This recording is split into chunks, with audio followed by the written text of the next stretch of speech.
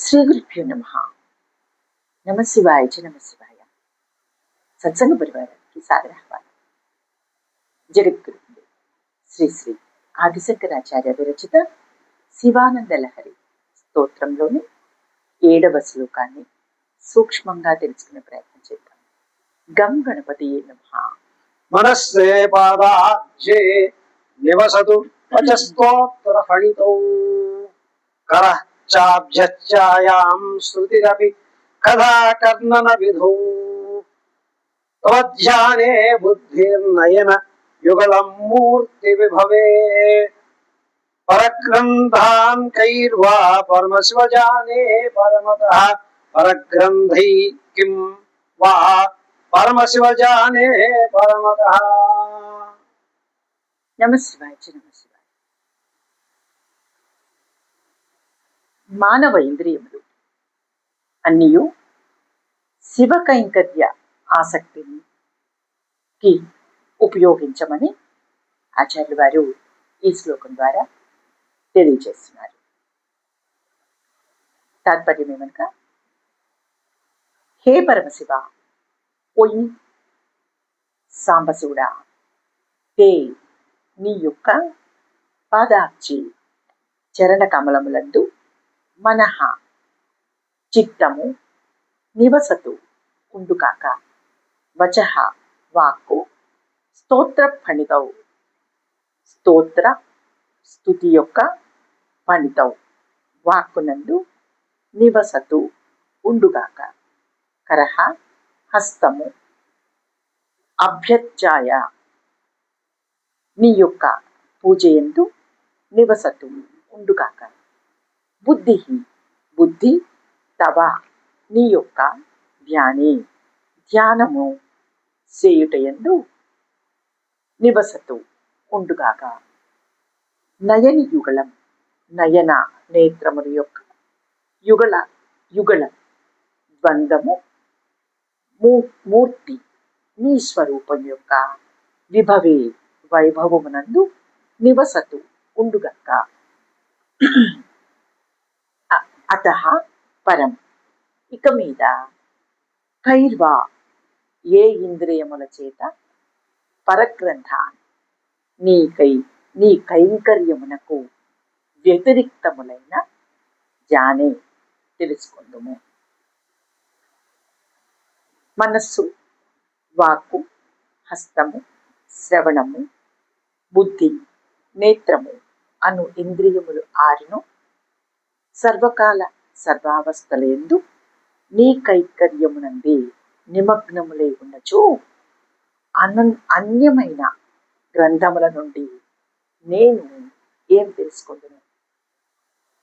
పరమశివ, పరమేశ్వర, నా మనస్సు నీ పాదపద్మముల యందున్నను, వాక్కు నీ స్తోత్ర పారాయణమునందును, చేతులు నిన్ను పూజించుట యందును, చెవులు నీ కథలను వినుట యందును, బుద్ధి నిన్ను ధ్యానించుట యందును, కన్నులు నీ దివ్య మంగళ విగ్రహ వైభవమును దర్శించుట యందును నిష్ట కలిగి ఉండుగాక.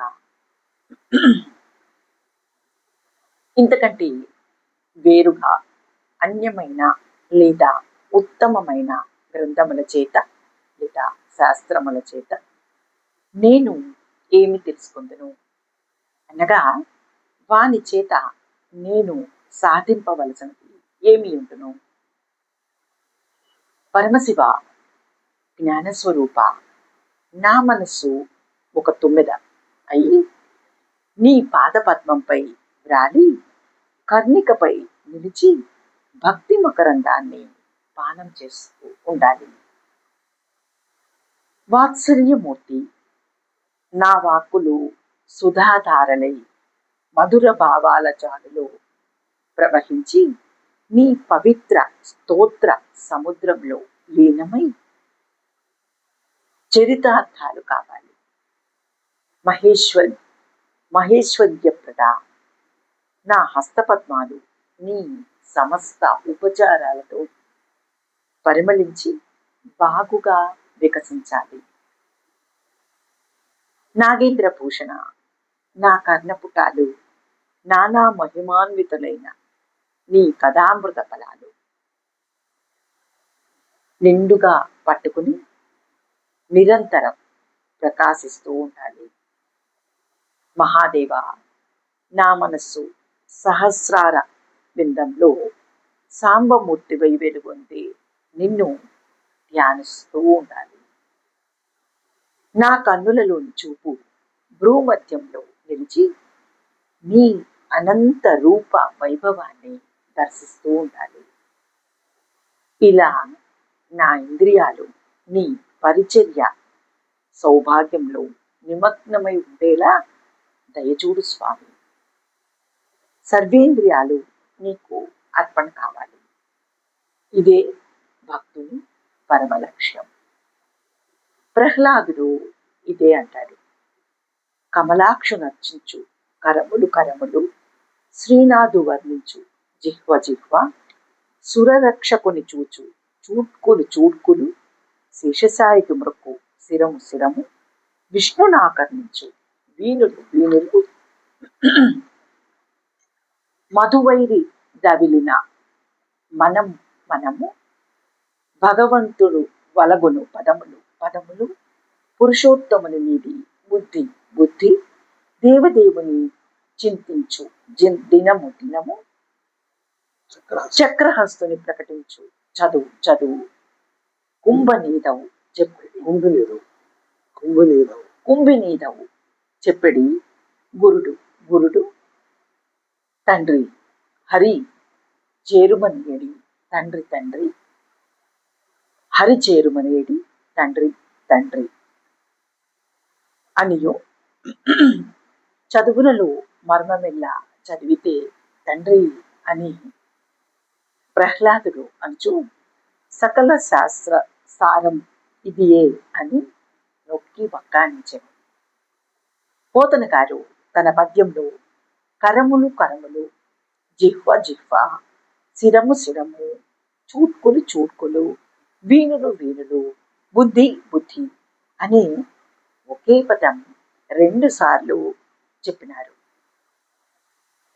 మొదట చెప్పినది శరీరానికి సమకూర్చబడిన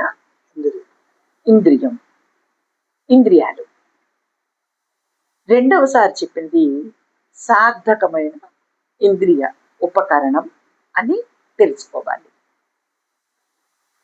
సార్థకమైన ఇంద్రియ ఉపకరణం అనగా చూసే కళ్ళు భగవంతుని రూపంపైనే ఉంచటం, చేతుడు భగవత్ పాద పూజకి వినియోగించటం. ఈ దేహము భగవత్ సేవకై అర్పించినచో ఇక మిగిలినది ఏదియూ ఉండదు. తాను నిర్విశేషముగా శేషించునని ఆచార్యులు వారు తెలియజేసినారు. ఆలోచించడానికి మనస్సు ఉంది, కానీ దేనిలో నిమగ్నమై ఆలోచించాలో మనకి తెలియదు. మాట్లాడటానికి నాలుక ఉంది, కానీ దేనిని ఈ నాలుక స్మరిస్తే సార్థకం అవుతుందో తెలియదు. పనులు చేయటానికి చేతులు ఉన్నాయి, కానీ ఏ పని చేస్తే ఈ చేతులకు ముక్తి కలుగుతుందో తెలియదు. వినటానికి చెవులు ఉన్నాయి, కానీ ఏ దివ్యమూర్తి దివ్య కథలు వింటే విలువ పెరుగుతుందో తెలియదు. చూసి తరించటానికి కళ్ళు ఉన్నాయి, కానీ దేన్ని చూడాలో మనకు తెలియదు. దేన్ని ధ్యానం చేస్తే ఈ బుద్ధి పెడద్రోవలు తొక్కకుండా స్థిరత్వం చెందుతుందో తెలిసే జ్ఞానం ఏర్పడాలి. ఆ శంకర భగవత్పాదుల వారు ఈ 6 ఇంద్రియాలకు సార్థకత చేకూరి మనం ధరించటానికి ఈ శ్లోకంలో 6 వ్యాపారాలను చెబుతున్నారు.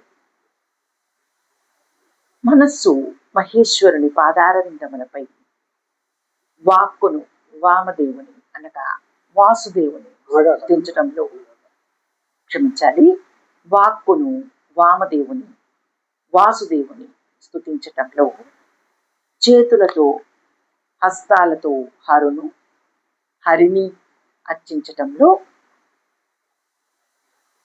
చెవులతో వీణులతో విశ్వేశ్వరుని విష్ణువు లీలలను, కళ్ళతో కామేశ్వరుని కృష్ణుల వారిని దర్శించటంలో, స్థిరంగా బుద్ధిని స్థాణునిపై శేషసాయిపై లగ్నం చేయటంలో నిమగ్నమైతే ఈ 6 ఇంద్రియములు మనల్ని దుష్కర్మలు చేసేందుకు, పెడత్రోవ పట్టించేందుకు అవకాశం ఉండదు.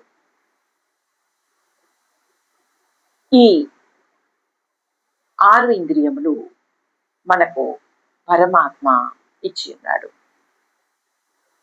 పరమాత్మ ఇచ్చిన ఈ 6 ఇంద్రియములు పరమాత్మకు సమర్పణం చేసిన తర్వాత పరమాత్మ సంతోషిస్తాడు కదా. యజమాని జీతంను ఇవ్వగా ఒక ఉద్యోగి యజమాని చెప్పిన పనులు చేయడు. పరమేశ్వరుడు అనే ఈ జీవునికి, దేహమునకు ఉన్న పరమేశ్వరుడు అనే ఈ జీవునికి, దేహమునకు ఉన్న యజమాని ఈ 6 ఇంద్రియములు ఇచ్చి దుష్కర్మల వైపు 6 ఇంద్రియములను మరల్చవద్దు అని చెప్పగా, జీవుడు అట్లే అని యజమాని చెప్పిన శాసనమును పాటించి ఆచరిస్తే పరమేశ్వరుడు యజమాని సంతోషించి ఈ జీవుని తన పాదాల యందు పుష్పమై ఉంచుతాడు. వాగర్ధావివ సంపృక్తౌ వాగర్ధ ప్రతిపత్తయే జగతః పితరౌ వందే పార్వతీ పరమేశ్వరౌ. నిరక్షరపద భ్రష్టం మాత్రాహీనం యత్ భవేత్ తత్సర్వం క్షమ్యతాం దేవ నారాయణ నమోస్తుతే. కాయేన వాచా మనసేంద్రియైర్వా బుద్ధ్యాత్మనా వాక్ ప్రకృతే స్వభావాత్ కరోమి యజ్జః సకలం పరస్మై నారాయణాయేతి సమర్పయామి. ఓం తత్సత్ బ్రహ్మార్పణమస్తు. ఇది ఈ శ్లోకం యొక్క సూక్ష్మ వివరణ. ఆ పార్వతీ పరమేశ్వర్ల అనుగ్రహం మనందరి మీద కలుగుగాక. నమః శివాయ.